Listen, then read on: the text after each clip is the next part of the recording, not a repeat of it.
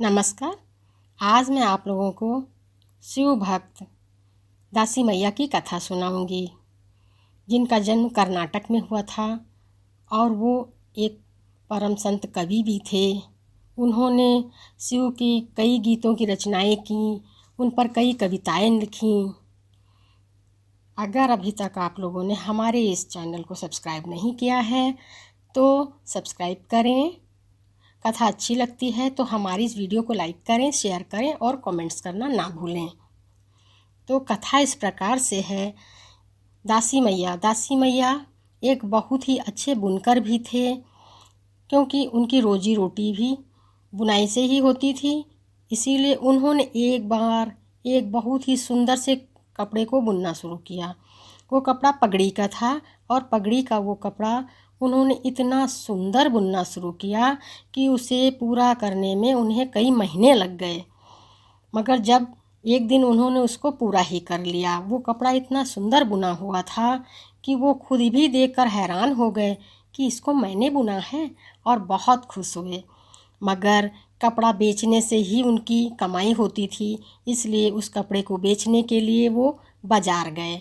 बाज़ार में सारा दिन इधर उधर घूमते रहे। सब ने उस कपड़े को देखा, सराहा, बहुत बड़ाई की, बहुत अच्छा है, सब कुछ कहा, मगर ना ही उसकी कीमत पूछी, ना ही उसको ख़रीदा, क्योंकि सबके मन में यही लगता था कि कपड़ा बहुत महंगा है, मैं इसे नहीं ले पाऊँगा।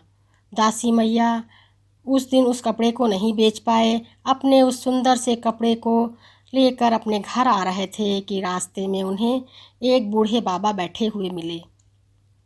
बाबा ने कहा कि मैं काँप रहा हूँ, मुझे बहुत ठंड लग रही है, क्या तुम ये अपना कपड़ा मुझे दे दोगे?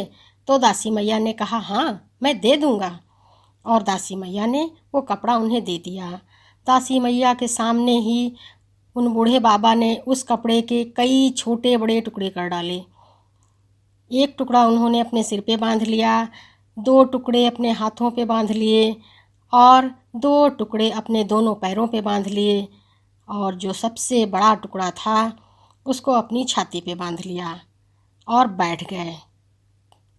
और दासी मैया से कहने लगे, क्या तुम्हें कोई परेशानी है, कोई दिक्कत है? तो दासी मैया ने कहा, नहीं मुझे कोई परेशानी नहीं है, मुझे कोई दिक्कत नहीं है। अब ये कपड़ा मैंने आपको दे दिया है, अब आप इसका कुछ भी करें, मुझे उससे क्या।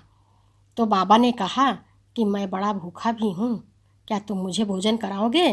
तो दासी मैया ने कहा, अवश्य मैं आपको भोजन कराऊँगा, आप मेरे साथ मेरे घर चलें, मैं वहीं पर आपको भोजन करवाऊँगा।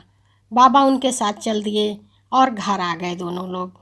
दासी मैया ने अपनी पत्नी से कहा, ये बाबा बड़े भूखे हैं, इनके लिए कुछ भोजन का इंतज़ाम करो। उनकी पत्नी ने दासी मैया को रसोई में बुलाया और परेशान होकर कहने लगी, ये आपने क्या कर दिया? आपको तो अच्छे से पता है कि हमारे यहाँ खाने के लिए कुछ ज़्यादा नहीं है, और उस पर आप ये एक नया मेहमान ले आए, और घर में तो उतना भी भोजन नहीं है कि हम 2 लोग कर सकें। दासी मैया ने कहा, कोई बात नहीं, जितना भी है उतना बनाओ और बाबा को खिलाओ, भरपेट खिलाओ, हम लोग बाद में देख लेंगे। दासी मैया के दिल की करुणा को जानकर वो कोई बाबा और नहीं थे, बाबा भोलेनाथ थे, वहीं प्रकट हो गए। रसोई में जो पात्र था उसमें उन्होंने एक मुट्ठी भर के चावल डाल दिया, जिससे वो अक्षय हो गया, अक्षय पात्र बन गया। अक्षय उसे कहते हैं जिसका क्षय ना हो, जिसका नाश ना हो, जो कभी ख़त्म ना हो। और बाबा अंतर्ध्यान हो गए, खूब ढेर सारा आशीर्वाद दे करके बाबा अंतर्ध्यान हो गए। दासी मैया ने उस अक्षय पात्र से कईयों को भरपेट भोजन कराया, और वो अक्षय पात्र उनकी जीवन में कभी ख़त्म नहीं हुआ। वो समय समय पर दीन दुखियों की सहायता करते थे, भरपेट भोजन करवाते थे, और भोलेनाथ की कविताएं और रचनाएं लिखते थे। उनकी कविताओं को सुनकर, उनकी रचनाओं को पढ़कर कईयों के हृदय परिवर्तन हो गए, और लोग उन्हें देवरा बोलने लगे। देवरा उसे कहते हैं जो भगवान का हो। तो दासी मैया बाबा भोलेनाथ ने उन पर कितनी कृपा करी। जिस तरह से बाबा ने उन पर कृपा की, कथा सुनने वाले हमारे सभी भाई बहनों पर बाबा अपनी कृपा करें। इसी सद्भावना के साथ बोलो भोलेनाथ की जय। जय श्री कृष्णा। राधे राधे।